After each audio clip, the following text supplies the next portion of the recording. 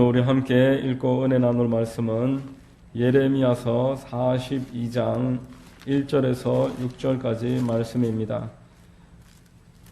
구약성경 예레미야서 42장 1절에서 6절까지 말씀입니다.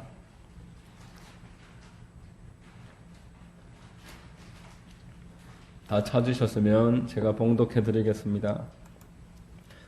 이에 모든 군대의 지휘관과 가랴의 아들 요하난과 호사야의 아들 여사냐와 백성의 낮은 자로부터 높은 자까지 다 나와 선지자 예레미야에게 이르되 당신은 우리의 탄원을 듣고 이 남아있는 모든 자를 위하여 당신의 하나님 야훼께 기도해 주소서. 당신이 보는 바와 같이 우리는 많은 사람 중에서 남은 적은 무리이니 당신의 하나님 야훼께서 우리가 마땅히 갈 길과 할 일을 보이시기를 원하나이다. 선지자 예레미야가 그들에게 이르되 내가 너희 말을 들었은즉 너희 말대로 너희 하나님 야훼께 기도하고 무릇 야훼께서 너희에게 응답하시는 것을 숨김이 없이 너희에게 말하리라. 그들이 예레미야에게 이르되 우리가 당신의 하나님 야훼께서 당신을 보내사 우리에게 이르시는 모든 말씀대로 행하리이다. 야훼께서는 우리 가운데에 진실하고 성실한 증인이 되시옵소서. 우리가 당신을 우리 하나님 야훼께 보냄은 그의 목소리가 우리에게 좋든지 좋지 않든지를 막론하고 순종하려 함이라. 우리가 우리 하나님 야훼의 목소리를 순종하면 우리에게 복이 있으리이다 하니라. 아멘. 할렐루야. 주일 예배에 나오신 여러분들 주님 이름으로 환영하고 축복합니다. 우리 옆에 분들과 한번 인사하겠습니다. 참 잘 오셨습니다. 참 잘 오셨습니다. 만나서 반갑습니다. 저는 봉독해드린 예레미야서 42장 1절로 6절 본문 말씀을 통해서 넘어지더라도 하나님 앞으로 이와 같은 제목으로 말씀을 전하겠습니다. 성령님께서 우리 모두에게 큰 은혜와 깨달음과 감동 더해 주시기를 바랍니다. 여러분, 성경은 하나님께로부터 이탈되는 것을 죄라고 규정을 합니다. 레일 위에 철도가 잘 달려서 그 목적지까지 도달하듯이 그 레일을 벗어나면은 아무리 기능이 좋고 많은 사람이 타도 이미 레일을 벗어난 그 철도는 목적지에 도달할 수가 없습니다. 탈선한 것입니다. 그게 바로 성경에서 말하는 죄다라는 것입니다. 하나님의 뜻을 벗어나서 당장은 어떤 소기의 목적을 달성할지라도 그 소기의 목적이 장차 나에게 끝까지 복으로 남아있는 것은 아니다라고 말씀하는 겁니다. 창세기를 보면은 아브라함과 롯이 나옵니다. 이 큰아버지와 조카가 하나님의 명령 따라서 본토 친척 아비집을 떠나서 주님의 인도하심을 받았습니다. 하나님이 크게 축복을 해주셨습니다. 그런데 그 가나안 땅에서 아브라함의 목자의 그 무리들과 롯의 가축을 치는 목자의 무리들이 땅이 너무나 좁아서 결국 같이 있을 수 없어서 다투기 시작했습니다. 아브라함이 연장자이고 또 큰아버지이고 먼저 하나님의 명령을 받아서 떠나온 그 장본인이기 때문에 우선권이 있었지만 아브라함이 조카에게 우선권을 양보하고 네가 먼저 선택해서 좋아 보이는 곳을 떠나라. 먼저 선택을 하라. 이렇게 말씀했습니다. 창세기 13장 10절에 네 앞에 온 땅이 있지 아니하냐. 나를 떠나가라. 네가 좌하면 나는 우하고 네가 우하면 나는 좌하리라. 네가 먼저 선택해서 원하는 곳을 선택하면 나는 다른 곳으로 가겠다. 양보했던 것입니다. 당연히 그 조카도 큰아버지에게 양보하는 것이 마땅합니다. 큰아버지, 아버지께서 먼저 선택하십시오.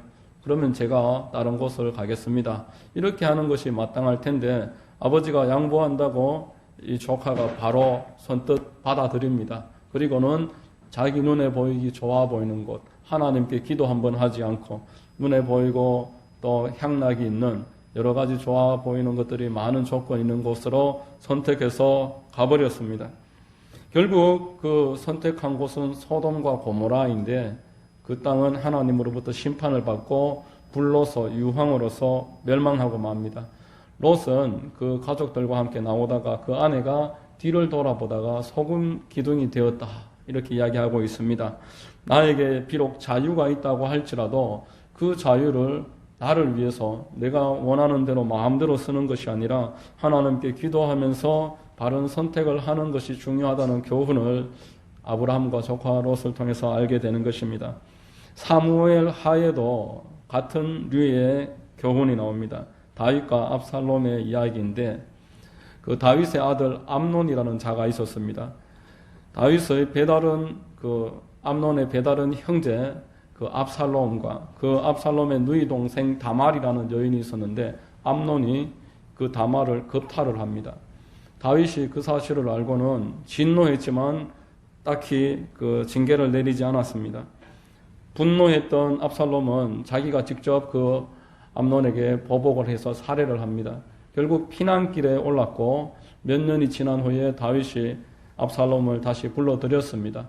문제가 일단락되는 것처럼 보이는데 이 압살롬의 마음에는 아직 많은 것들이 남아 있었고 결국에는 쿠데타를 일으켜서 다윗까지 죽이려고 듭니다. 다윗이 예루살렘에서 피난을 하게 되고 다윗의 후궁 10사람이 백주의 그 아들에게 성폭행을 당하는 아주 비극적인 역사가 성경에 기록되어 있습니다. 다윗은 자기가 심은 것을 그대로 거둔 것입니다. 그러나 압살롬은 그 과정 가운데서 하나님의 뜻에서 벗어났습니다. 한 번도 이 문제를 놓고 하나님께 기도한 적이 없었고 그리고 하나님이 세우신 기름 부은 자를 직접 손으로 들어서 처단하지 않는다는 이 영적 교훈을 무시했습니다. 결국 이 압살롬은 다윗과의 전쟁 가운데서 다윗의 부하들에 의해서 창으로 꿰뚫림을 당하고 자기가 가장 자랑스러워했던 머리카락이 나무에 걸려서 나무에 대롱대롱 매달린 채 최후를 맞이하게 되는 것입니다. 엘리너 루스벨트라는 사람은 패배보다 승리 때문에 몰락하는 사람이 더 많다 이런 말을 했습니다.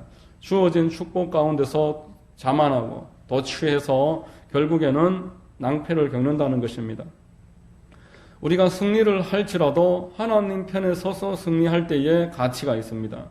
만일 내가 패배할지라도 하나님 편으로 넘어질 수만 있다면 그 패배는 패배로 끝나는 것이 아니라 결국 유익으로 귀결된다는 것이 성경이 우리에게 알려주고 있는 영적인 교훈입니다. 여러분, 예레미야는 유다 백성들에게 하나님의 심판을 경고했습니다. 이미 하나님의 뜻이 정해졌기 때문에 바벨론으로 항복해서 그 땅으로 가서 살아야 한다라고 계속 이야기를 했었습니다. 그 말을 들었으면 좋았으리만 사람들은 결국 끝까지 저항하다가 적지 않은 손해를 입게 됩니다. 대부분의 사람들이 바벨론으로 포로로 끌려가서 70년 동안 그렇게 나라를 잃고 살았습니다. 일부는 예루살렘에 남아 있었습니다. 일부 남은 사람들이 오늘 본문에 나오는 것입니다. 예레미야를 찾아와서 예레미야에게 이 혼돈의 시기에 우리가 어떻게 해야 되겠습니까? 예레미야를 우리가 지금까지 박해했고 반대했지만 그렇지만 그들이 보는 예레미야는 내 편은 아닐지언정 내 마음에 들지는 않을지언정 올곧은 사람이고 하나님의 사람이고 하나님의 말씀을 올바로 우리에게 전해주는 사람이다라고 이 사람들이 다 인정을 했습니다. 여태껏 보니까 예레미야 당신이라면은 사심없이 하나님의 뜻을 우리에게 알려주실 수 있을 것 같습니다. 사람 눈치 보지 않고 하나님이 원하시는 것을 잘 나에게 알려줄 수 있을 것 같습니다. 이렇게 오늘 본문에 나오는 것입니다. 여러분, 오늘 본문에 나오는 예레미야와 예레미야를 찾았던 이 유다에 남아있던 백성들 얼마나 힘들고 어려운 상황입니까? 이 상황 가운데서 우리에게 영적 교훈을 하나님이 주시고 계십니다. 두 가지로 나눠서 한번 살펴보겠습니다. 첫 번째로 이 사람들은 예레미야에게 당신의 하나님 야훼께 기도해 주소서 이렇게 요청합니다. 기도를 요청하고 있습니다. 본문 2절 말씀 예레미야서 42장 2절 말씀 우리 함께 읽어보겠습니다. 선지자 예레미야에게 이르되 당신은 우리의 탄원을 듣고 이 남아있는 모든 자를 위하여 당신의 하나님 야훼께 기도해 주소서. 당신이 보는 바와 같이 우리는 많은 사람 중에서 남은 적은 무리이니 이렇게 말합니다. 여러분, 우리가 누구나 하나님께 나아가서 기도할 수 있습니다. 그런데 오늘 본문에 나오는 사람들은 자신들이 기도하면 될 일이지 왜 예레미야를 찾아와서 기도해달라고 요청하겠습니까? 지금까지 박해했고 그의 말을 무시했었는데 이제는 나와서 나를 위해서 기도해 주세요. 이렇게 이야기하는 것을 보면서 많은 것들을 생각할 수 있습니다. 여러분, 사람들은 누구나 자기 주관적인 경향이 있습니다. 자기 중심성을 가지고 있다는 것입니다. 객관적으로 옳고 그름을 분별하지 못하고 나의 문제에 관해서는 감정적으로 치우쳐서 오판하게 됩니다. 얼마나 나 자신에게는 관대한지 모릅니다. 다른 사람들에게는 분명하게 잣대를 들이대면서도 나에게만은 그렇게 하지 않습니다. 이 정도면 괜찮지. 이 정도면 괜찮고 오늘은 여기까지만 하자. 여러분, 그렇기 때문에 운동선수에게는 감독과 코치가 필요한 것이고 군대에도 장교와 간부들이 필요한 것입니다. 공부를 해도 스터디 그룹이라도 있을 때에 제대로 공부할 수 있는 것입니다. 그 손흥민 선수의 아버지 손웅정 씨가 쓴 책을 근래에 제가 읽어본 적이 있습니다. 객관적인 지도자의 입장에서 아들과 본인이 가르치는 그 선수들에 관해서 이야기를 하고 있었습니다. 아이들은 이제 갓 10살밖에 되지 않은 아이들이 축구를 배운 지 몇 달도 되지 않았으면서도 슈팅부터 하려고 하고 어떻게든 경기에 참여하려고 한다고 합니다. 그래서 혹여라도 경기에 참여해서 골이라도 한 골 넣고 나면은 벌써부터 스타로서 선수로서 대성한 것 마냥 그렇게 착각하기 쉽다라는 것입니다. 그러나 전직 프로 축구 선수였던 손웅정 씨는 기본기가 되지 않은 채 경기에 뛰고 슈팅을 하는 것은 선수의 생명을 갉아먹는 행동이다. 오히려 부상이라도 당하고 나면은 어줍잖게 선수 생활을 하다가 멈추게 되어서 불행해진다. 이렇게 판단했습니다. 그래서 아이들에게, 자신의 아들과 가르침 받는 아이들에게 슈팅이라든지 경기에 뛰는 것은 몇 년 뒤로 미루고 볼 다루는 것부터 훈련을 시켰다는 겁니다. 볼을 공중에서 드래핑하고 또 서로 패스를 주고받고 또 계단을 오르내리면서 체력을 기르고 이런 일들을 몇 년 동안 했을 때에 그 선수들이나 선수들의 부모님들이 받아들이기가 너무나 어려웠다라는 것입니다. 어떻게든 경기를 뛰고 그 경기 속에서 뭔가 터득을 해야지 그 볼 다루고 볼 패스하고 체력 단련하고 이것이 무슨 소용이 있겠는가. 그렇게 자기 주관적으로 생각해서 떠나는 사람들이 대부분이었다고 합니다. 그렇지만 끝까지 객관적으로 지도해주는 지도자의 그 인도함에 따랐던 사람들은 그 결과가 지금은 옳았다라는 것을 누구나 다 알 수가 있는 그런 결과가 나타난 것입니다. 여러분, 성경 안에서도 비슷한 흥미로운 예가 있습니다. 다윗이 바세바라는 여인과 간음을 저지릅니다. 그리고 그 여인의 남편을 살해했습니다. 얼마나 큰 죄를 지었는데도 다윗이 자기 죄가 얼마나 큰지 모르고 있습니다. 그러면서도 예배드리고 그러면서도 하나님 앞에 나오고 자기 죄를 인정도 하지 않고 그 여인을 궁으로 들여서 아내 삼고 그렇게 지내고 있었습니다. 예전 같았으면 울면서 금식하고 옷을 찢고 죄를 뒤집어 쓰고 이렇게 통회했을 다윗이지만 전혀 그런 모습을 볼 수가 없었습니다. 그래서 하나님이 나단 선지자를 다윗에게 보냅니다. 나단 선지자가 다윗에게 이렇게 이야기합니다. 한 성읍에 두 사람이 있었습니다. 한 사람은 부자고 한 사람은 가난했습니다. 부자에게는 많은 양과 소와 나귀가 있었습니다. 가난한 자에게는 작은 암양 하나밖에 없었습니다. 부자에게 손님이 찾아왔는데 이 부자가 자기 짐승을 잡지 않고 가난한 자의 양을 뺏어서 잡아서 손님 대접을 했습니다. 이렇게 하자 다윗이 거기까지 딱 듣고는 대노합니다. 그런 일을 한 사람은 마땅히 죽을 자라. 여러분, 남에 대해서는 얼마나 객관적으로 잘 판단하는지 모릅니다. 나단 선지자가 그대로 나단 선지자는 다윗에게 손짓하면서 지적합니다. 그 사람은 바로 당신입니다. 자기 자신에 대해서는 객관적으로 판단하지 못하고 있는 것입니다.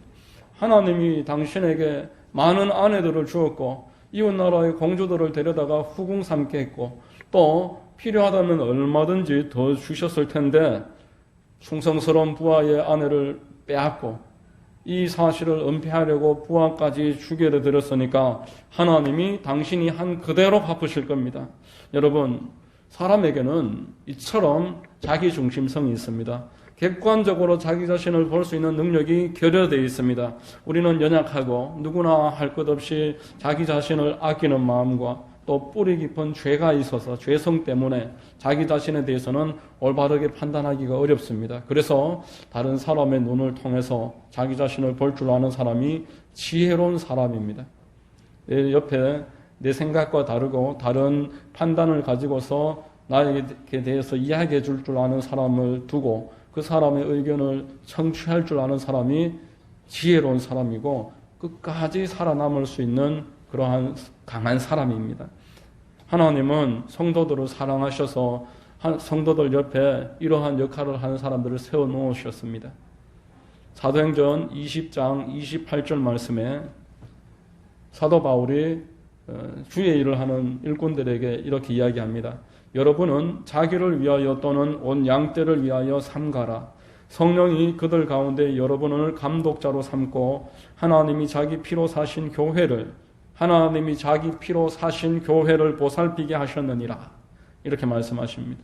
하나님이 자기 중심성이 결여되어 있고 스스로 객관적으로 평가하기 어려운 사람들을 위해서 감독자를 세워놓으셨다라고 이야기하는 것입니다. 그래서 오늘 본문에 유다의 남은 적은 무리가 예레미야를 찾아가서 이제는 나에게 올바른 말을 하시면 내가 듣겠나이다 이렇게 이야기하는 것입니다.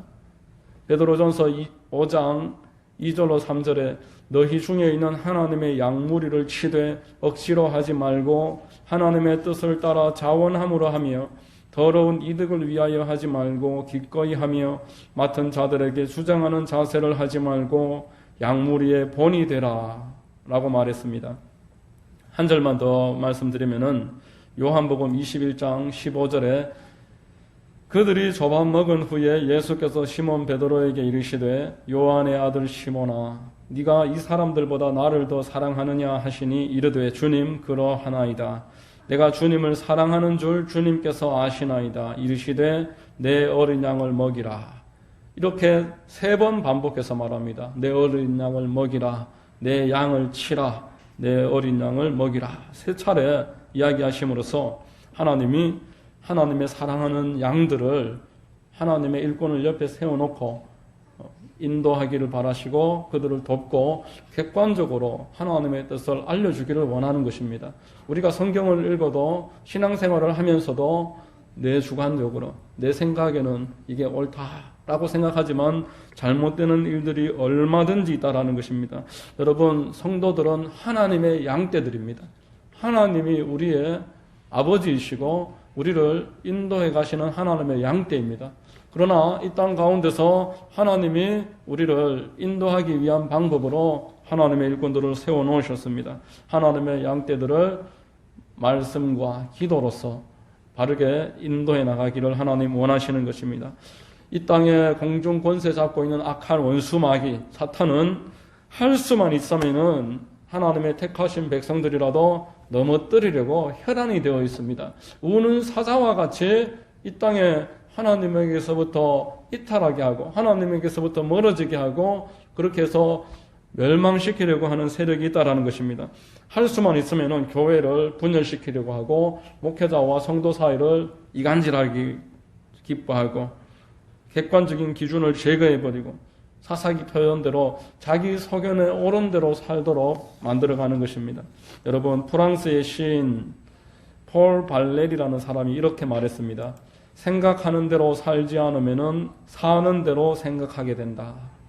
올바른 내용에 대해서 깨닫고 그 내용을 쫓아서 살지 않으면 내가 살아가는 것을 계속 합리화하게 된다라는 것입니다. 죄를 짓고도 처음에는 마음의 가책을 느낍니다. 그렇지만 점점 가책이 줄어들고 남들도 다 이렇게 하는데 뭐 이렇게 생각합니다. 그래도 나 정도면은 괜찮지 이렇게 생각합니다. 예를 들어서 누군가가 대장동에서 공권력을 이용해서 수천억의 이익을 받습니다. 공무원들이 그 사실을 보고는 나는 기껏 500만 원도 안 되는 뇌물 좀 받았는데 이 정도야 뭐 용돈 벌이지 괜찮지 뭐 나 정도는 괜찮지 이렇게 이야기하고 또 1억도 안 되는 이 횡령한 거 이 정도야 이렇게 한다고 나라에 어떤 지장이라도 주겠어 이렇게 생각하면서 자기를 계속 합리화해 가는 게 사람입니다. 처음부터 그렇게 하는 것이 아니라 조금씩 물들어갑니다. 그렇지만 하나님은 이 모든 일을 지켜보시다가 하나님의 때가 되면은 이 모든 일들에 대해서 책임을 부과하시는 분이십니다. 시편 50편 21절 말씀에 네가 이 일을 행하여도 내가 잠잠하였더니 네가 나를 너와 같은 줄로 생각하였도다. 그러나 내가 너를 책망하여 내 죄를 내 눈앞에 낱낱이 드러내리라 이렇게 말씀했습니다.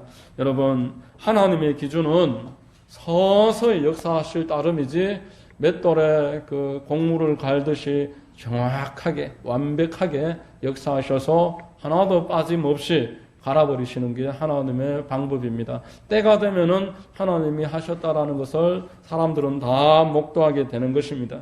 서서히 역사하시는 것은 저와 여러분에게 오늘도 기회를 주시기 위해서 여러분들을 바른 방향으로 인도하시기 위해서 여러분들이 지금이라도 돌이켜서 하나님의 뜻 가운데로 나아가게 하시려고 서서히 역사하신다는 것을 꼭 기억하시기를 주의 이름으로 축원드립니다. 두 번째로 이 적은 무리가 찾아와서 이렇게 말합니다. 당신의 하나님이 하시는 모든 말씀대로 내가 행하리이다. 우리 본문 5절 말씀 같이 한번 읽어보겠습니다. 같이 읽겠습니다. 시작. 그들이 예레미야에게 이르되 우리가 당신의 하나님 야훼께서 당신을 보내사 우리에게 이르시는 모든 말씀대로 행하리이다. 야훼께서는 우리 가운데에 진실하고 성실한 증인이 되시옵소서라고 말합니다. 여러분, 순종이라는 것은 내가 취사 선택해서 이것은 하고 저것은 하지 않는 것, 순종이 아닙니다. 그렇게 할 때에 하나님은 나의 하나님이 되시지 않고 나는 하나님의 종이 될 수가 없습니다. 순종이라는 것은 무슨 말을 하시든지 시키는 그 모든 말씀에 대해서 따르는 것이 바로 순종입니다. 요한복음 2장에 보면은 가나의 혼례잔치가 벌어집니다. 가나의 혼례잔치에 예수님과 예수님의 어머니와 제자들도 함께 초청을 받았습니다. 그런데 공교롭게도 포도주가 바닥이 났습니다. 중동 지역은 물이 귀하기 때문에 포도주가 물 대용이기도 하고 포도주가 없는 그런 잔치는 상상하지 못합니다. 곧 파장이 되는 것입니다. 예수님이 그 자리에 계셨지만 예수님은 그 일에 관여하기를 원치 않으셨습니다. 아직 나의 때가 되지 않았습니다. 그러나 예수님의 어머니는 하인들을 불러서 이렇게 말씀합니다. 그의 어머니가 하인들에게 이르되 너희에게 무슨 말씀을 하시든지 그대로 하라. 여러분, 마리아의 이 믿음과 무슨 말씀을 하시든지 순종하겠다고 했던 그 하인들의 순종으로 인해서 하나님은 그 땅에 역사를 시작하셨습니다.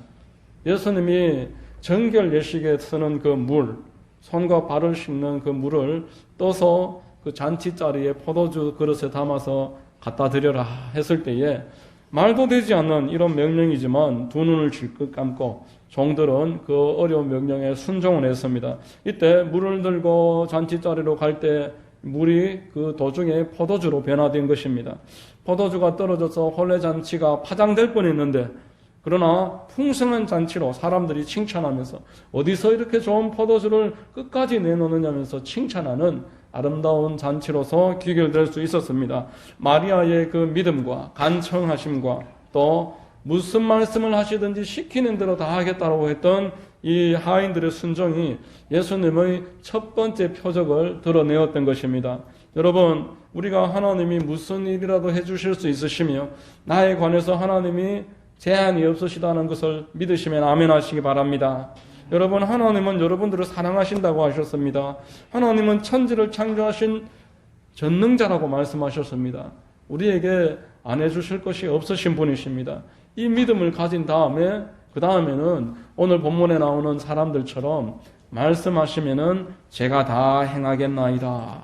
이렇게 순종하겠다는 마음의 결단, 하나님이 말씀하시는 바에 대해서 내가 따르겠습니다 라고 하는 그 마음의 선포하심이 있을 때에 하나님은 우리를 통해서 역사하십니다. 예수께서도 말씀을 듣는 것에서 그치지 말고 듣고 행함이 있는 것이 중요함을 말씀했습니다. 예수님이 사역할 때에 제자들과 함께 가르치고 계셨는데 어머니와 동생들이 찾아왔습니다. 그래서 제자들이 당신의 어머니와 동생들이 찾아왔습니다. 이렇게 이야기를 하니까 예수님이 그 무리들을 향해서 이렇게 말합니다. 무리가 예수를 둘러앉았다가 여짜오되 보소서 당신의 어머니와 동생들과 누이들이 밖에서 찾나이다. 대답하시되 누가 내 어머니이며 동생들이냐 하시고 둘러앉은 자들을 보시며 이르시되 내 어머니와 내 동생들을 보라. 누구든지 하나님의 뜻대로 행하는 자가 내 형제요 자매요 어머니이니라 라고 말했습니다. 여러분, 부모 형제들이 옆에서 들을 때에 섭섭했을 것입니다. 그렇지만 하나님은 영적 진리를 제자들에게 알려주시기 위해서 이렇게 말씀을 했습니다. 하나님의 나라는 혈연과 경력으로 판가름 나는 것이 아닙니다. 내가 얼마나 예수님을 오래전부터 알고 있었느냐가 중요하지 않습니다. 내가 지금 목사다, 장로다, 뭐 어떤 직분이 있어서 그 직분으로 하나님이 나를 평가하시는 법은 없습니다. 하루를 믿어서도, 내가 믿은 지 1년이 되지 않았어도, 내가 정말 내 마음으로 하나님의 뜻을 행함이 있다면은 하나님은 그 사람이야말로 나의 형제이고 나의 자매이고 내 어머니시다. 이렇게 인정하시고 칭찬하시는 것입니다. 하루를 믿어도 하나님을 하나님으로 안다면, 그분을 나의 구원자로 알고 그분이 천지를 창조하신 대주제자라고 우리가 정말 믿는다면은 하나님은 내 삶에 개입하십니다. 하나님이 개입하심으로써 어떤 문제가 있을지라도 그 문제에 하나님이 응답하십니다. 우리의 모든 어려움을 아시고 우리의 눈물을 아시고 나의 질고를 아시고 나의 고통과 형편을 아시고 이 모든 일에 대해서 하나님은 깊이 관여하기를 원하십니다. 히브리서 13장 8절에 예수 그리스도는 어제나 오늘이나 영원토록 동일하시니라 라고 말했습니다. 하나님이 그때만 하나님이시고 지금은 많은 시간이 지나서 바뀌신 것이 아닙니다. 그때 역사하셨던 하나님이 지금도 우리와 함께 계십니다. 다만 우리 사람의 마음이 갈대와 같아서 이리저리 흔들리기 때문에, 하나님을 향한 분명한 믿음이 없기 때문에, 오늘 본문의 유다에 남은 사람들처럼 모든 말씀대로 내가 행하리이다 라고 이런 결단이 없기 때문에 하나님의 일이 나에게서 계속 지체되는 것입니다. 여러분, 하나님이 여러분들을 순종을 요구하시는 것은 여러분들을 축복하시기 위해서입니다. 여러분들에게 은혜를 넘치게 주시기 위해서 먼저 순종을 요구하시는 것입니다. 예레미야서 42장 6절 말씀에 우리가 당신을 우리 하나님 야훼께 보내면 그의 목소리가 우리에게 좋든지 좋지 않든지를 막론하고 순종하리 함이라. 우리가 우리 하나님 야훼의 목소리를 순종하면 우리에게 복이 있으리이다 라고 말합니다. 여러분, 성경은 일관되게 순종을 요구했습니다. 하나님은 우리에게 모든 것을 다 주셨지만 그저 우리가 하나님 떠나서 우리 원하는 대로 어떤 일을 해도 괜찮다고 하시지 않으셨습니다. 에덴 동산을 지으시고 만복을 주시고 다 누리라고 하신 다음에, 그러나 동산 중앙에 성악가를 세우시고 이것을 먹는 자는 반드시 죽으리라. 먹지 말아라. 나는 하나님이고 너희는 내가 주는 복을 누리고 나에게 순종해야 하는 사람이다. 이렇게 알려주셨던 것입니다. 여호수아서 1장 8절 말씀에 이 율법책을 내 입에서 떠나지 말게 하며 주야로 그것을 묵상하여 그 안에 기록된 대로 다 지켜 행하라. 그리하면 내 길이 형탄하게 될 것이며 내가 형통하리라 라고 말씀했습니다. 여러분, 하나님의 말씀을 우리가 주야로 아침 저녁으로 읽고 그 가운데 기록된 것을 깊이 묵상하고 내가 순종함으로써 지키면은 하나님은 내 앞길에 형탄함과 형통을 주시겠다라고 약속하신 것입니다.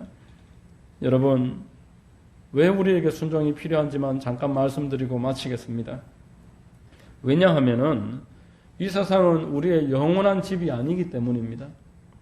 이 땅의 시간은 장차 내가 천국 들어가기 전에 예비된 시간입니다.